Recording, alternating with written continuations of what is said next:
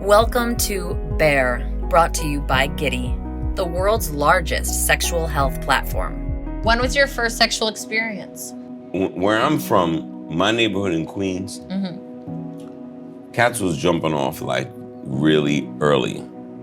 13, 14, this and that. I wasn't like that. Okay. But I lied. I was like 15, 16. You told people that you had sex? Yes.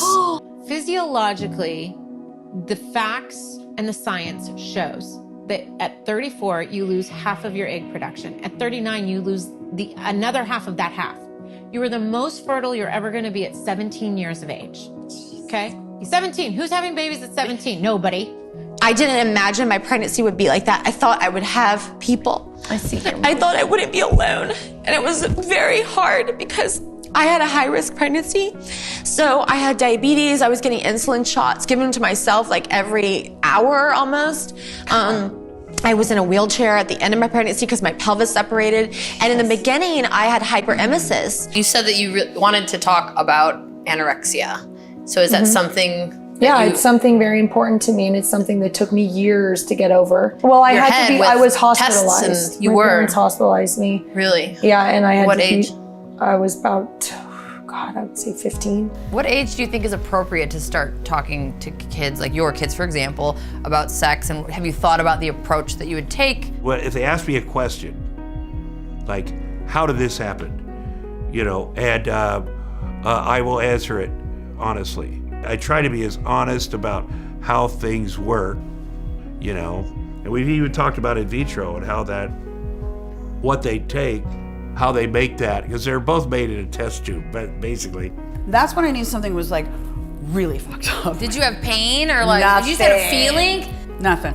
Although my nipple was inverted. Exactly. Well, So I that's saw important to talk dimpling. about. They call it dimpling. So the cancer, essentially, they showed me on screen. It was really creepy. It looks like a bunch of crabs, and it was grabbing my nipple from the inside out. When I first had my first miscarriage with my first child, When was that? It was in 2014. And it took me so long to get pregnant. I was pregnant, I went in at this, 6 to 8 week mark, saw the heartbeat, everything's great, the checkup, and then I went back for the 3 month, and that's when everything just stopped. So then, that was hard. It was my, first time getting pregnant. I was so excited, and that was so heartbreaking. And then it took a solid year to get pregnant after that. And we were just doing everything right. And I found myself falling in a little bit of a depression of like, what did I do? Right. And there's nothing you did. It is unacceptable that anybody in 2021 thought that they could bring Britney Spears to a doctor and put an IUD in her body, and then nobody wanted to take it out. It's absolutely unacceptable. A lot of men my age won't talk about it because of insecurity, or I do it every second of the day. Right, I'm always ready to go, baby. It's false advertising. It's false. They're really not. It's just like people are not as honest. I'm very real because it's something you can't help. It happens to you as you get older.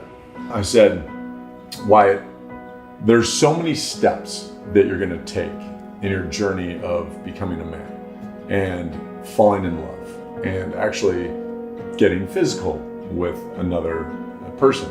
I don't want you to skip any of those steps. And if you start looking at videos that your friends will want you to see, if you start looking at pornography or anything they put in front of you, you're going to miss out on the butterflies that you get sweet, from innocent moments. holding a girl's hand and the first kiss and first base. All of those things that you end up doing, you don't want to miss that stuff, because that's the good stuff.